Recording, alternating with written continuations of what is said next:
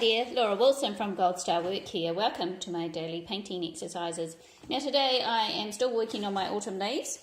Now the first day that I practiced it I did this one, which didn't turn out that great, so then I did a tonal study trying to get those folds in the leaves and things without the colour getting in the way.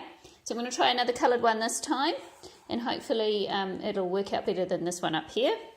And I'm doing this in practice of the studio piece that I'm doing because I want to make some changes on a painting that I have been doing, and I want to change my main focus leaf, so I want to make sure that I get that leaf right before I do it on the actual painting. So I'm going to put my timer on for half an hour and let's get painting.